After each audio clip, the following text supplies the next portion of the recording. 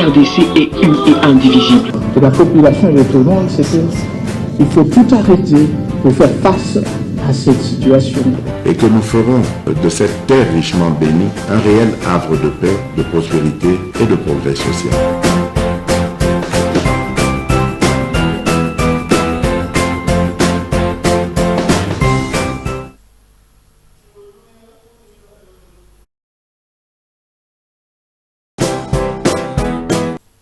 Bote, merci. Vous avez un officiel.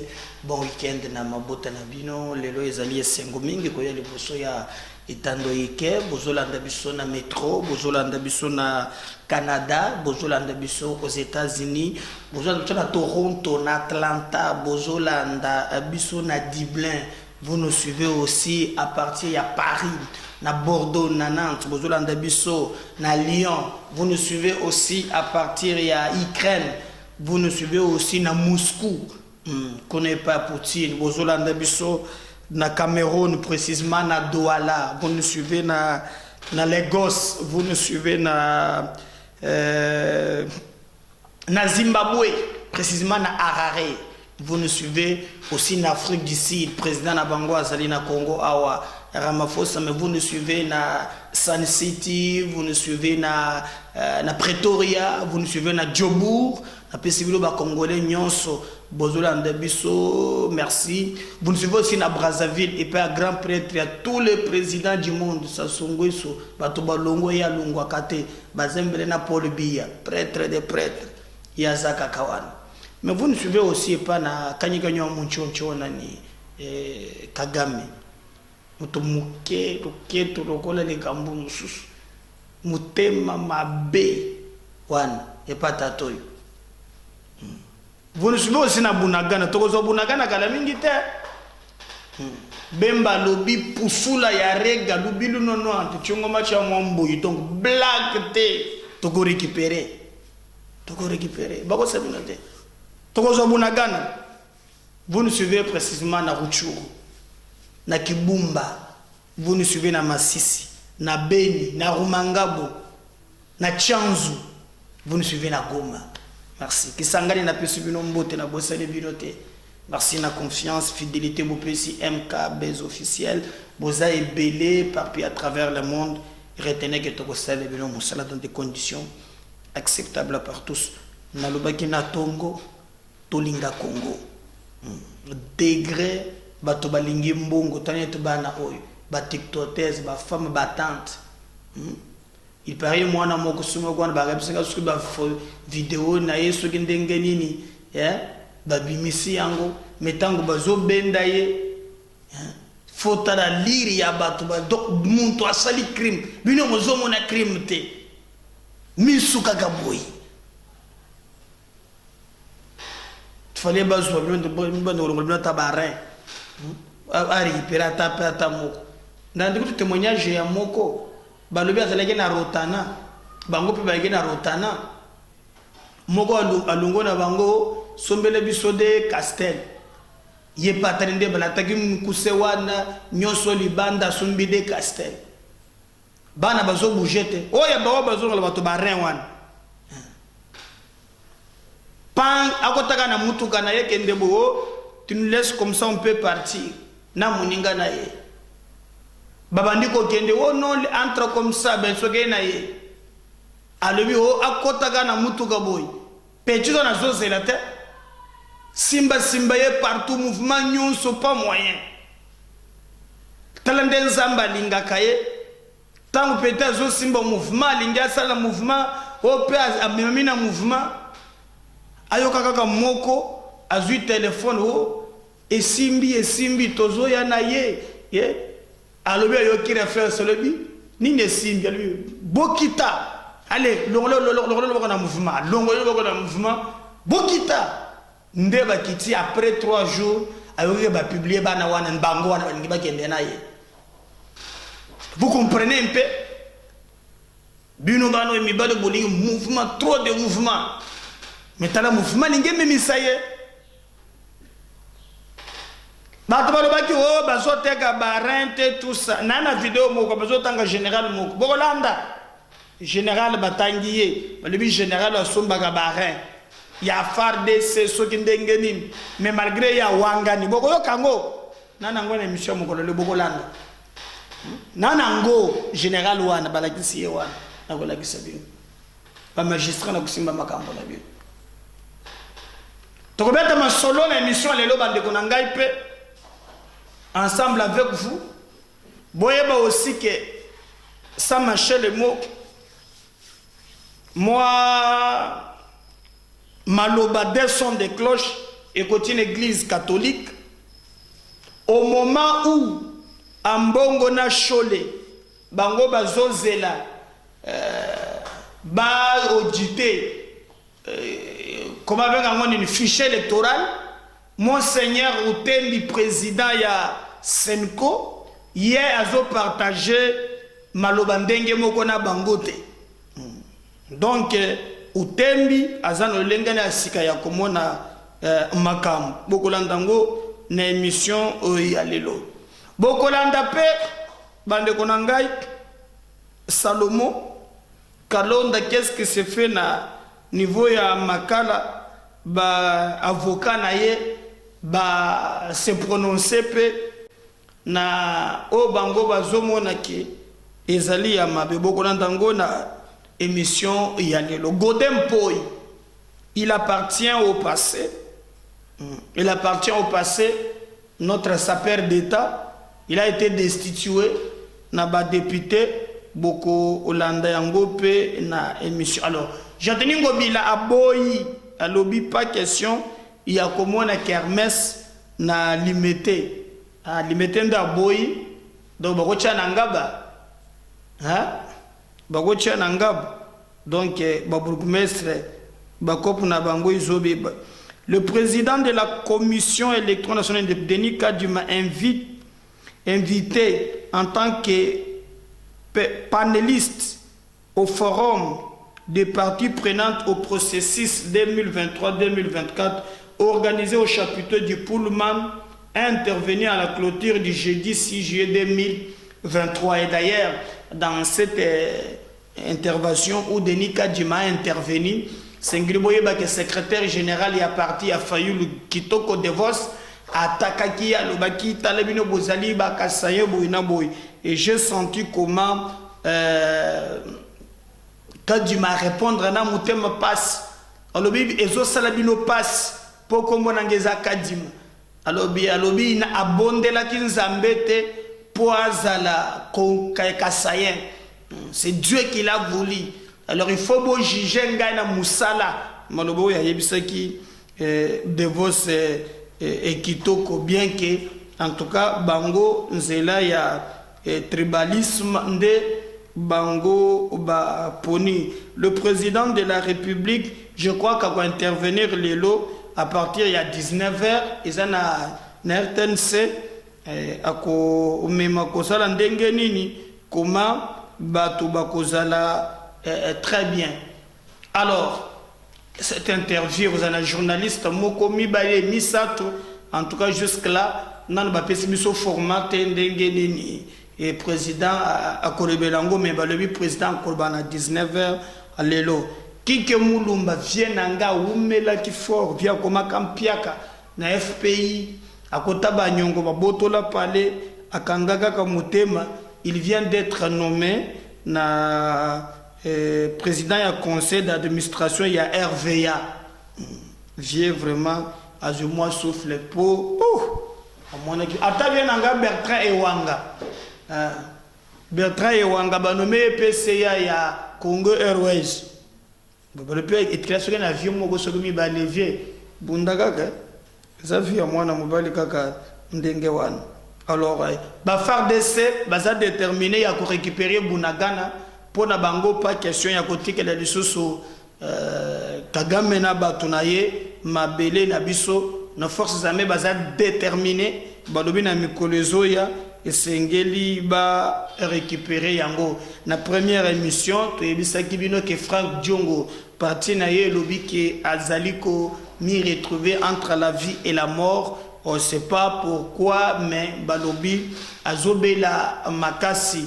Et d'ailleurs bazo regretter ya komona ke selon bango eloko bakangeli Frank Diongo balobi po azali probable candidat ya monnaie nazobangisa Faci selon sondage balobi que Frank Diongo azana makasi aliki même katumbi na sondage. Alors pona ko barrer nzela nde bakangiye et tout le reste c'est un montage. Maloba wana ya ngai te, maloba ya batu ya parti ya Frank Diongo. Alors batu musu balobi en voulant suivre trop Katumbi les conséquences yango wana amemiye na nzela oyo ezali malamu te atiki ye kuna ye wana bendani abosani Frank Diongo. Bon, selon ba information mosusu bande mosusu balobi Katumbi qui connaît cette affaire akoya kanaye lisusu au Kinshasa te. Pourquoi? Parce que a se retrouver kuna ko déplacer ya Kabila kokende Lubumbashi etalisi que Diongo na Salomo Escadela en tout cas bakomona wo ya bango Frank Diongo ko to lebi aza motema makasi azobomba makambo. Bien que téléphone il y a Salomo ils ont trahi mais Salomo comme moya chinte kantek donc a commis nde azali moto chinte kantek azali ko bimise ya zasuna likambo ya kubanga ata mon côté. Donc ndi ozali komona wana parti na yesengi me lobby soki likambo ya mabe ekomeli président na bango bazali ko tenir responsable gouvernement ba service ba ko enlever selon bango et aussi ba lobby ba ko tenir responsable Félix Tshisekedi oyo azali président de la République. Donc pour na bango Frank Diongo azana ye innocent, mais moi je vous dis que les informations tozana yango ezali ko révéler makambo ebele. Moi j'avais dit même que batika ba service ba communiquer na ndenge toyokaki ba communiquer na moment oyo ndeko mususu azalaki en place. Mais attendons voir tout le monde nini eko opesa mais Frank Diongo ye azali na demiap jusque là ba enquête ezali ko continuer compte tenu ya ba élément oyo bakota kikuna. Le reste est légitime batu ya parti na ye bazo sala plaidoyer pour te ye alokandenge nini yako se retrouver. Jean-Pierre Bemba Gombo alobiye azali déterminé ya ko récupérer Bunagana. Vous avez suivi ndenge nini le porte-parole ya gouverneur ya Nord Kivu alobi armée et ezali prêt, surtout que dernièrement bon mona kebino moko comment notre armée azalaki na batu pe ba se préparer que pour na likambo wana. Mais le reste batu mingi bazali ko ebele susute soki babandela ni wapi. Mais on attend tout mon réalisation ya makambo oyo ye a lobaki. Mais pona Jean-Pierre Bemba Gombo na armée na biso Bunagana e umeli trop na maboko ya banguna esengeli penza tout mon réalité ya musala wana sur terrain. On est quand même quelques grandes lignes par rapport à émission Nabiso ya mokolo ya lelo bobo sanate que tokobeta pe masolo oyo ya président sud-africain Ramaphosa azalaki awa. Mais il y a eu des échanges économiques tokobeta ngo godempo na koselisa yango na émission. Mais je vais d'abord tous les deux dossiers qui nous préoccupent. Premier dossier ezali dossier oyo etali Salomo Kalonda Idiskadela. Après tokozwa oyo ya église catholique ndenge nini ezali. Alors Salomo Kalonda boyebi ezali conseiller ya Katumbi mutu ya mbongo oyo bato nyonso ba lingaka mingi. Parce que ce que tu lelo Mukebayi est dans les oubliettes, Mumelibangi oyo safu depuis atambola na ye lubilu 90 ye wana ba sanctionnaki ye azali kaka na sanction bien que mboso azali kotia flou na makambo na ye, mais aujourd'hui misu ya bato nyonso ezali fixé na Salomo Kalonda Escadela oyo présentement azali ko se retrouver na Ndolo. Alors ba tunaye ba communiquer ba lobby arrestation détention de Salomo Kalonda. Les avocats dénoncent l'excès des ailes de la part des services. Donc Babimaki lobby au cours d'un point de presse animé à Kinshasa par son porte-parole Maître Bienvenu Kalonda, le collectif de Salomon Kalonda démontre à l'opinion nationale internationale les violations des droits depuis l'enlèvement de l'air et client. Bon, et je sais pas, juriste au Bango Bazali au niveau de la DEMIAF, la défense la défense note plusieurs violations sur différents droits comme celui de la présomption d'innocence, droit d'assistance par ses avocats, le droit de savoir les griefs à sa charge de votre arrestation. Donc, bazolo ba ke yepe azali ko bela makas, alors ba avocat ya Salomo Kalonda ba yaki ko tenir un point de presse, mais na point de presse wana ba lobi ke bazali ko regretter que droit ya Salomo ezali respecté selon bango kobanda bazalaka na demiap tindenge babima batikala koyoka te ba grief oyo ba ndeko ya service ba de reprocher na Salomo Kalonda, alors que tolanda ki na bino nyonso ndenge nini les services ba communiquaki balobaki keloko bakangeli Salomo peut-être bakolanda émission oyo bakutina allo na ye, il était en communication na Sultani Makenga. D'ailleurs Makenga se prononça ki lobby balobi bakota ki epa inaye makambo oyo ezali kopesa akanda asepeli bato basepeli nangote iye moko azalaki pe kozala en contact na Vincent Karega. Alors kaka Salomo Kalonda asengaki bango ke soki baye ba zui makasi ba botoli goma ba kosala dialogue na gouvernement ya Congo, comme ça na ba revendication na bango ya dialogue ba tiape likambo wana oyo ya ndenge ni bakolandisa ni makambo. Bon, nous avons dit ok, attendons voir tout le monde nini ezale écoper ça, tout travailler pour te améliorer conditions où il y a bas service na biso bazala au top pe basto pa ka ba information ya mabe. Alors j'ai été étonné que ba avocat na ye balobi ki eloko ba bakangeli ba yebite no ki ba tumusu bazolo ba o makambo bazolo ba ke Salomo zo tanga ba teza lokuta. Non, au contraire batunde bazo sunga Salomo te po za pe na kanda. Par exemple sorti oyo Matata Salaki et montrer clairement que Salomo Kalonda en réalité makambo ba service balobi eza vrai sorti wana et bikisi et tikala ko bikisa Salomo te. Donc ba yeko confirmer que likambo ya munduki ezali ya solo.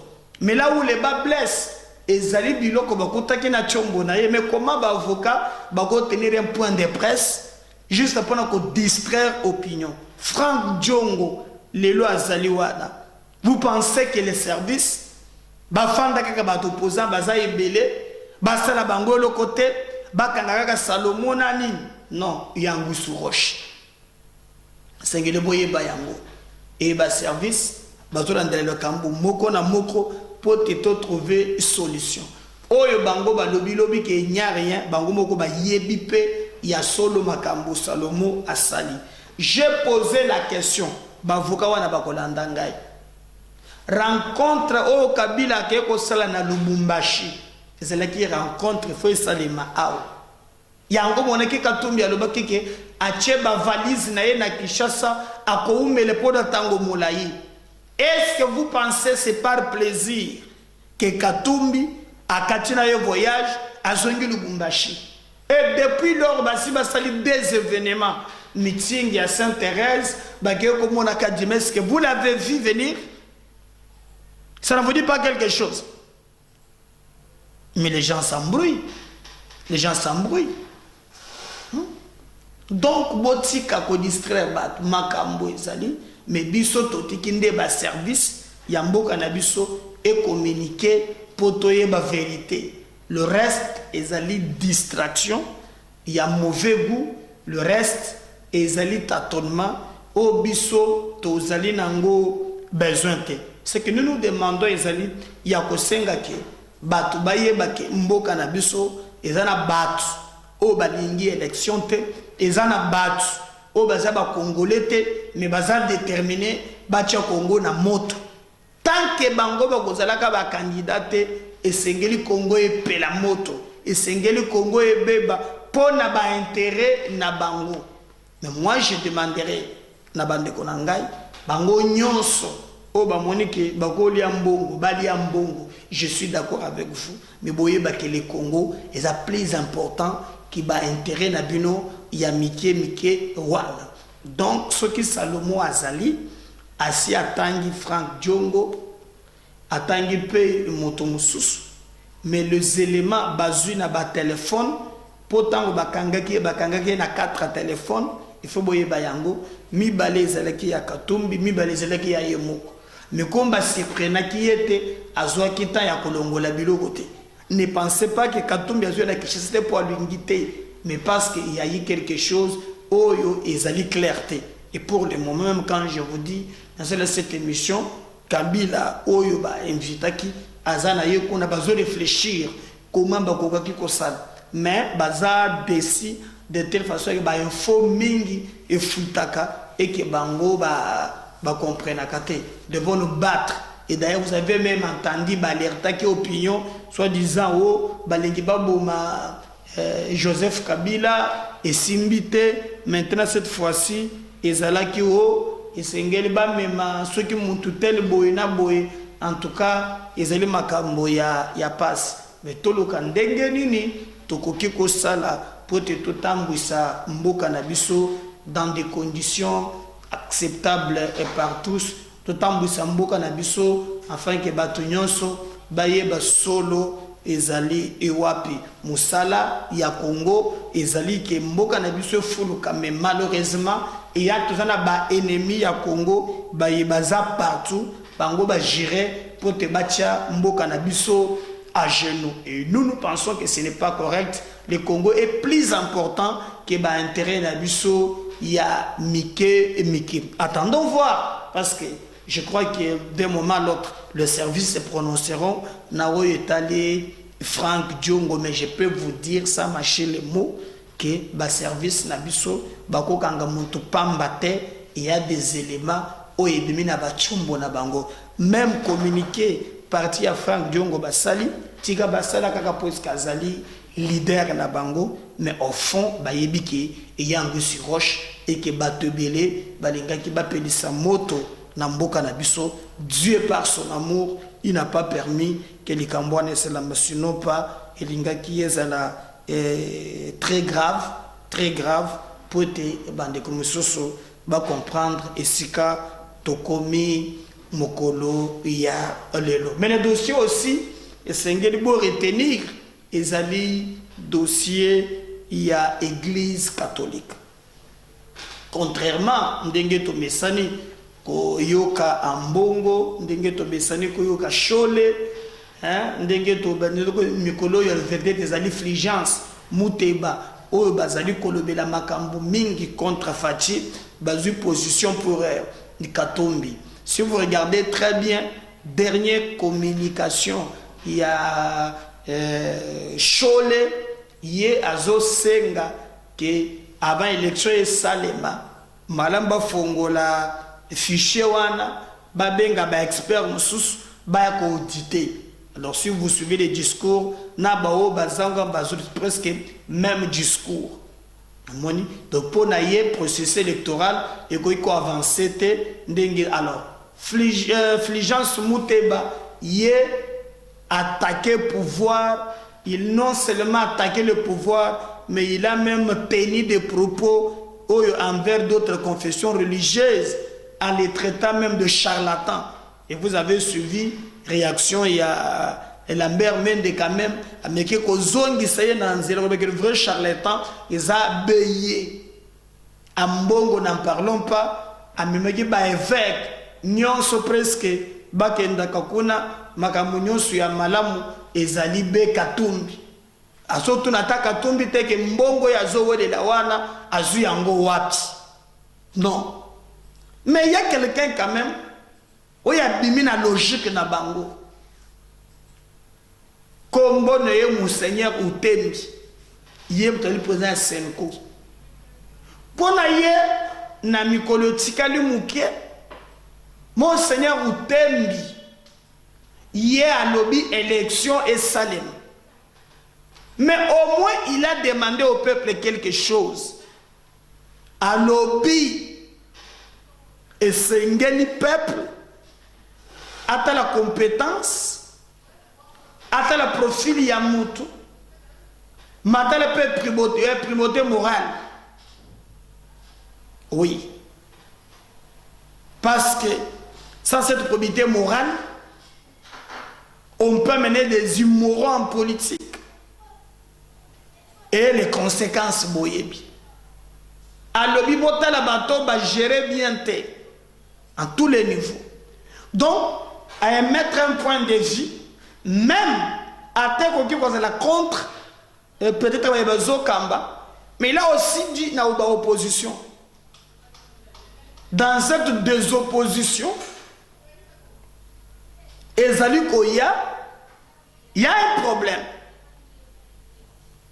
Par exemple, Montolinga, c'est la députée, mais il y a qu'à quitter. Tu penses qu'il m'a mis les banques, non? Est-ce que besoin de pouvoir te? Bameli Toko besoin de pouvoir te? Baza partout. Mais à même message, il y a un pasteur qui réveille. Mais lui n'est pas dans les conditions.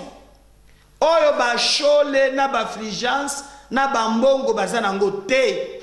Il y a un processus et les cas, mais seulement azali ko éveiller aussi quand même peuple pour voter n'importe qui te. Voilà au moins. Voilà au moins. On peut ne pas aimer, mais on peut critiquer, mais comme ça, na hauteur. Mais oyambo yoko présenta kabak. Donc, même au sein de l'église, et ça aussi, na batu mususu, bazali komona kaka makambu ndenge mokote, na batu, oyo ya Senko, oyo ya ensemble ya Katumbi. Donc, bangonyo souvent komona ndenge mokote. Mais yen c'est bien na Utembi, asali zela kaka chole abima. Ce que chole abimi awa et que c'est très grave. Bolokaki fligence, il est allé plus loin. Il y a que 5 le gouvernement nabiso ba négocier na ba M23. Donc affaire à devant ça d'abord Katumbi makambo ya lobaka. C'est pas normal et nous n'accepterons pas tout le monde a makambo ya bongo. Au contraire, tout ko senga mboka na biso tout ça na rigueur na lolenge tout ça ko traiter makambo pour l'intérêt ya Congo mobimba. Mais na lingi quand même otoyoka ndenge nini makambo pe ya justice boyibi bana oyo ba condamna ki bango pour la justice. Israël mutombo tombo ki makasi ya makasi tombo ke ni bazuzi boyoka makamba ni bato so bakati kati ba lebi non il a exagéré bon toyoka na s'il a exagéré on va revenir juste après. Vous ne serez jamais béni. Au Rosala 20 ans 30 ans tu auras toujours la même situation. Cher magistrat, au kufa pauvre nengozawan. Parce que tu accompagnes un groupe de malfrats qui continue à déranger les paisibles citoyens. Moutoua kati batu, moutoua panzi moutou liboum, moutoua ibi moutou, moutoua kati borgani abat. Il faut respecter la procédure. Il faut respecter la procédure. On respecte la procédure, on arrête la personne. Yo comploté n'a pas avocat pour faire fuir la personne. Moutoua na ki mabakenenai. Et tu te dis être magistrat de la République. Honte à toi, monsieur, cher coopérant magistrat. Tu as un esprit de Caïn, un esprit de Jida. Tu as trahi pour ce pays.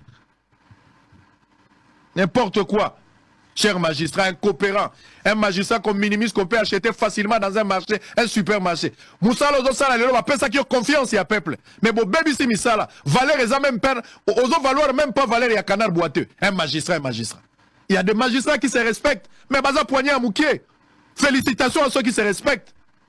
Baza Moukié. Je ne ferai pas la promotion, mais j'encourage ceux qui se respectent, qui continuent à prôner le droit et soutiennent, ils travaillent pour le bien-être de la population. Et les autres, Bao Bazala Sibaba Koulouna, Bao Bazala Sibaba Malfra.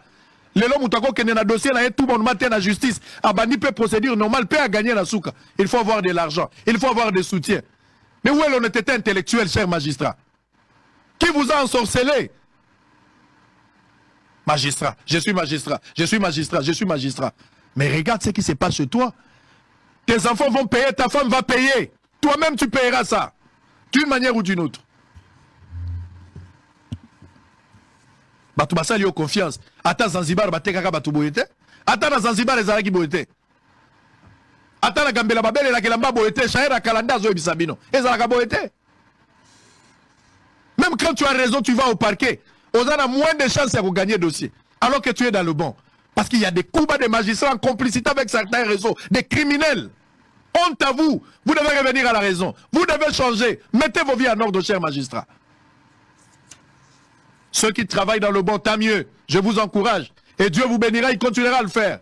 Mais ceux qui sont dans le faux, vous devez revenir à la raison. Vous devez mettre vos vies en ordre.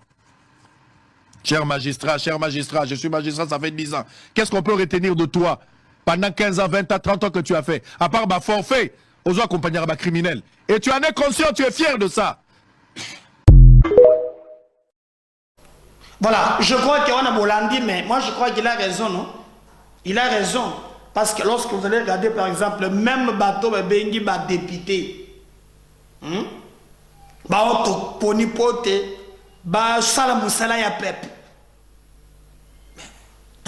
Bon, on a retrouvé le dans une scène du début jusqu'à la fin. Il y a l'Assemblée provinciale à Kinshasa. Nous bobo salaté s'abonner, moi je vais revenir à la numéro Moussous. Botte la scène où il est quelqu'un à niveau il y a l'Assemblée provinciale à Kinshasa. Beaucoup comme moi. Et ça passe. Paiement. On suit ça. Au cours de la plénière présidée par le vice-président de l'Assemblée provinciale de Kinshasa, Francis Chibalabala, que Godin Poy a été destitué de ses fonctions de président de cette assemblée. Au total, 41 députés ont pris part au vote, alors que l'assemblée est composée de 47 députés. Et donc, 34 ont voté pour le départ de Godin Poy. Et cela se fait en son absence, alors que la loi veut qu'à chaque destitution, la personne interpellée puisse donner sa version des faits devant l'assemblée constituante, ce qui constitue en quelque sorte une irrégularité des procédures. Là où les bas blessent encore, c'est lorsque cette motion intervient juste directement après la brouille entre le président de l'Assemblée provinciale Godin Poy et le gouverneur de la ville de Kinshasa, Jean-Tine Ngobila. Le premier a demandé au second de s'expliquer sur les fictifs rémunérés par l'administration provinciale et sous les comptes parallèles qui échappent au contrôle de l'organe délibérant. Crime de lèse-majesté que Ngobila n'a pas digéré. D'où sa manipulation, selon certains observateurs, de députés provinciaux d'Ombozi ou Ambozi à la tête pour obtenir le départ du dérangeur Mpoy du bureau de cette première institution de la province. Non sans raison, car sinon la motion du MLC serait arrivée à une autre occasion que celle-ci de mésentente entre les deux sommités de la province. D'après certains observateurs de la scène politique congolaise, c'est inconcevable de s'en prendre à la personne qui réclame le contrôle et épargner celle censée être contrôlée. La logique serait plutôt beaucoup de voir les députés provinciaux convoquer les gouverneurs pour qu'ils s'expliquent sur les griefs portés contre lui que vouloir partir leur président parce qu'il a exigé un contrôle de la gestion de la chose publique, ce qui est d'ailleurs de la prérogative de ces députés provinciaux. Les Quinois doivent-ils comprendre que les bons diseurs ne sont pas les bons faiseurs? Doivent-ils compter encore sur les députés provinciaux alors que la ville-province de Kinshasa ne reflète pas ce qu'elle devait être à l'approche des grands enjeux et aussi à l'approche des Jeux de la francophonie? La question mérite d'être. Sur les 41 députés ayant pris part au vote, 34 ont voté oui, 3 députés ont voté non, 3 députés se sont abstenus et un bulletin nul. Honorable député, chers collègues, la majorité des députés ayant voté oui, la résolution portant d'échéance du président de l'Assemblée provinciale de Kinshasa est adoptée par l'Assemblée plénière. Et déçu des